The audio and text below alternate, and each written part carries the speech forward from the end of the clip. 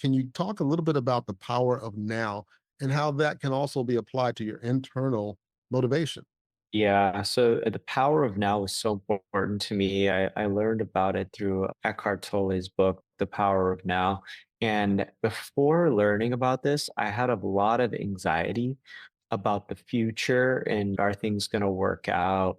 Or I would worry about the past, and that would cause anxiety as well. Right. And it's not always easy to practice, but the more you can focus on the present in the present moment, I think that the happier you can be and the more productive you can be because you can only take action in the present.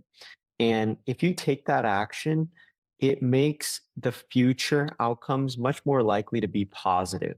And so you don't have to worry about it as much, especially. But many people get caught up. They don't want to start a business or they don't want to go after that goal because of all of the worry that they're just worrying about it. They've got a million things. What if it doesn't work out? XYZ worries. Instead of worrying about it, you should just take action in the present moment. And a lot of times things will start to work out. It's almost like a domino effect. You'll see Yeah. one thing work, the next thing works, the next action gets done. So it's hugely impactful for not only happiness, but also productivity. And I want to just touch on your point on win. I love that, by the way. That is something that I do every single day. At the end of the day, I write down in my notebook or my notepad on my computer, at least, Right. the top three most valuable tasks I want to accomplish the next day.